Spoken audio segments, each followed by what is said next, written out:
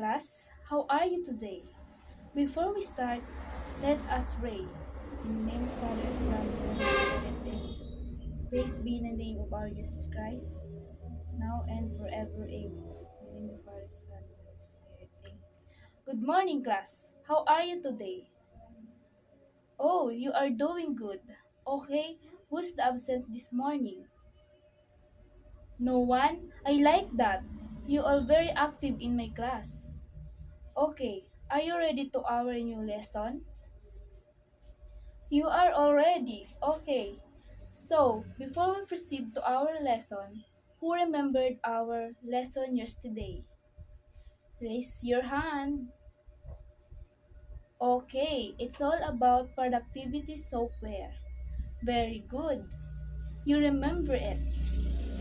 Okay, class, let's proceed to our activity. Instructions. Guess the image on the provided words.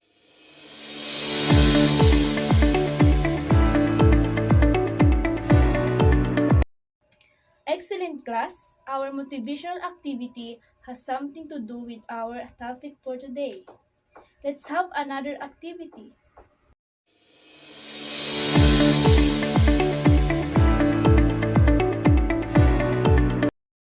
Very good class! Our topic for today is all about students' sample project using open-ended tools. Before we start to our lesson, here are the objectives that we have to attain at the end of the discussion. Kindly read. Okay, thank you. Our objectives at the end of the 60 minutes discussion, at least 85% of the students should be able to identify at least 5 different online tools for digital publishing, demonstrate appreciation for the device possibilities of digital publishing, create a sample digital publication using one of the digital publishing tools. Good morning, class. Today we're diving into the exciting world of open-ended tools and digital authorships. Let's discuss it one by one. Our first discussant is Mr. Fernan Palayar. So my name is Fernan B. Palayar. Diary Project. This digital authoring website encourage students to contribute their narration or daily diaries with different themes required by the website. So now po, so along with the language learning via web publishing, there is diary. The diary project. So what is the diary project? So from the word the diary project, insight, so kumbaga yung mga story ng isang student na he or opinion pwede niyang ilathala o sa kanyang official website. So yun, yung mga sinasabi ko kanina para siyang diary, but it is on the internet. The student are able to narrate their story. Pwede silang gumawa ng mga ng special moments nila, pwede nilang ilathala or pwede nilang i-publish doon, which is the diary project. So other themes or topic are kumbaga ways kung paano nila i-manage ang kanilang stress, and then other things is that is Cyber Kids. Cyber Kids, the mission of Cyber Kids is to provide a voice for young people on the internet. It accomplish this by publishing original creative work by kids age 7 to 12. So sa cyberbullying naman ay cyber kids naman po. So is ano po siya, kumbaga voice for young people. So isa siyang website na kung saan it is for space for young people. That story or the published output or the publish. So, the cyber kids website are fitted lang siya sa mga kids. So, age 7 to 12. So far, the student here are some points for the cyber kids. Editors to consider to decide what to do publish. So, in the cyber kids po, there are many things to consider.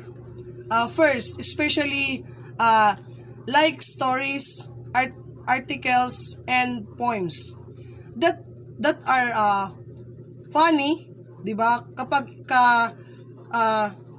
sinasabi nating pinag-uusapan natin ang mga kumbaga na mga bata, na-encourage sila na-encourage silang bumasa or magbasa ng mga stories, yung mga nakakatawa, and then art and written submission. Can be any topic that written submission can be any is appropriate for our adjudants, dapat appropriate lang po siya. So, fitted lang po siya sa mga bata. So, ang na-publish doon sa Cyber Kids, and then stories which include an original illustration or photo are more likely to be published than stories. Without pictures, in very important, make sure the work you submit is your kids mas madali niyang malalaman, kumbaga plagiaries lang ba ang output na pinablish mo doon sa website na yon. So, in addition to art and written, we also like to publish games, puzzle, brain, etc. etc. Yung lamang po. Thank you. So next po is Atavis is a drag and drop editor for creating beautiful online publication. So digdi naman po sa tools na Atavis, ang example ko po digdi like Canvas, yan po nag-edit ng kung ano yung mga ipapublish natin, and then kung ano pa yung mga pwedeng matutunan ng mga bata kapag yung mga bata is nagkakaroon sila ng more creation sa paggawa ng kung anong mga bagay na ma-enhance yung pag-i-edit nila sa sa tools na ito. So after na makakreate sila ng mga kung ano man yung na-edit nila, pwede nila itong i-publish. And that's all po. I'm Mr. John Hero, and I'm discussant about Calameo and Tikatok. Calameo. If students are looking to do magazine, Calameo is the tool to use. It online e-magazine publishing tool that lets you add multimedia and personal branding to anything you create. Ang Calameo ay tumutukoy sa kagamitang maaaring gamitin ng mga mag-aaral at kung naghahanap ang estudyante ng paraan upang gumawa ng digital na magazine. Ang Calameo ang mainam na gamit. Isa itong online na e-magazine publishing tool na nagpapahintulot sa mga gumagamit na magdagdag ng multimedia tulad ng mga larawan, video at audio, pati na rin ang personal branding sa kanilang mga likha. Sa pamamagitan ng Calameo, mas nagiging makabago at interaktibo ang mga proyekto ng mga estudyante. Maaari nila itong gamitin para sa mga school project, journalism activities o kahit personal na portfolio. Madali rin itong i-share online kaya't napakainam nito lalo sa mga asignatura na nangangailangan ng digital presentation. Our next discussion is about Tikatok. This is a creative publishing studio for young children. They can use it to publish digital and printed books of all kinds. Pag sinabing Tikatok, ito ay isang malikhain at makabagong publishing studio na dinisenyo para sa mga batang mag-aaral. Sa tulong ng Tikatok, maaaring lumikha ang mga bata ng sarili nilang digital o nakaimprintang libro, anuman ang uri o tema nito. Layunin ng Tikatok na hikayatin ang kabataan na magsulat, magkwento at ipahayag ang kanilang ideya sa paraang makabago.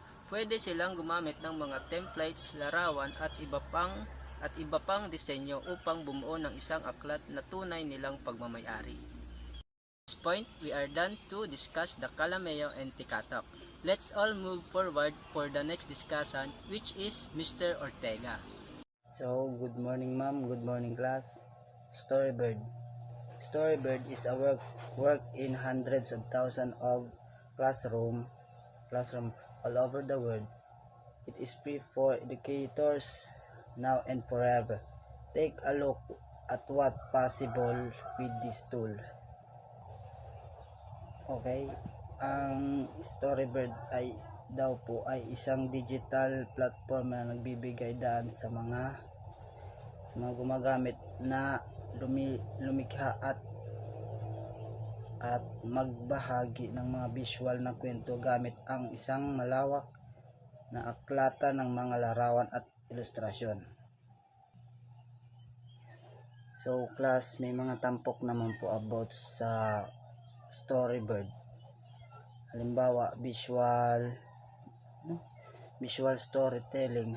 Ang Storybird ay nagbibigay daan sa mga gumagamit na lumikha ng mga kwento na may mga larawan.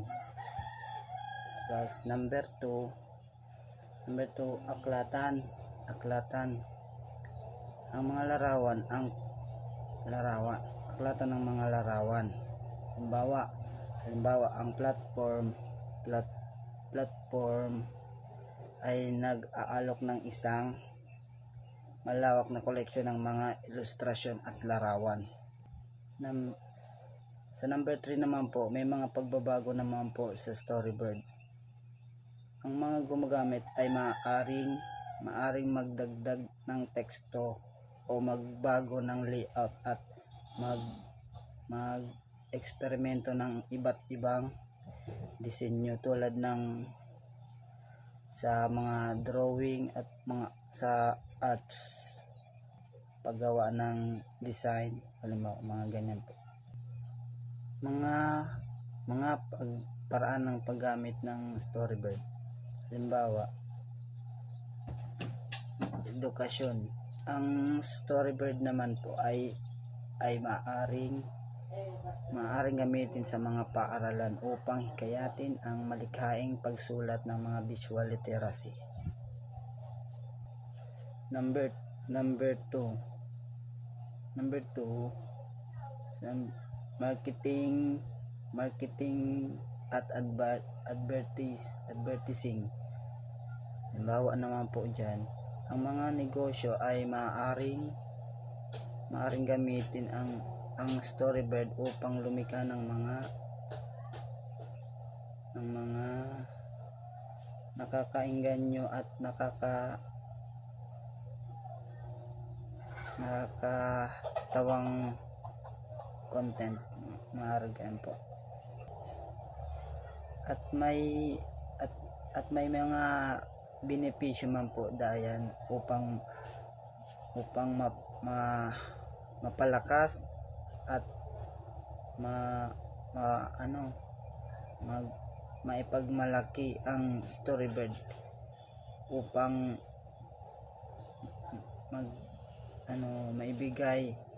magbigay daan sa mga gumagamit nito. Sa lulo naman po, maaari kang makahanap ng mga sumusunod. Halimbawa, pwede kang manood ng mga tutorials, tapos makagawa ng mga bagong content, vlogs, mga nakakatawa at mga gabay sa kung paano mag-promote ng mga bagong content po. Yun lamang po. Flipsnack is a flipbook creator. Flipsnack looks great across all online platforms and social media. Okay? Dito daw po sa Flipsnacks, ito daw po ay isang nangungunang website para sa paggawa ng mga flipbook. Ang Flipsnack ay daw ay nagbibigay daw po ng daan sa mga users na gawing dynamic o nakakapang-akit daw po to ang mga digital na publikasyon ng mga static sa PDF. At ang Flipsnack daw po ay tumutugon daw po sa mga disenyo ng Flipsnacks na magiging maganda ang itsura ng iyong mga flipbook o sa mga PC, tablet at smartphone at bukod pa po daw sa iba pang platforms. We're done to our discussion. Do you have question, clarification? If none, let's proceed to our activity. Instructions. Student will be divided into two groups. Each group will select one of the digital publishing tools discussed. Example, Calameo, Storybird, Tikatok, and create a short digital publication showcasing their creativity. Group 1 will create a short story and Group 2 will create a digital form. Very good. We are done to our activity. So now, let's proceed to our quiz. Instructions. Choose the best answer for multiple choice questions. Essay question, answer thoroughly and completely.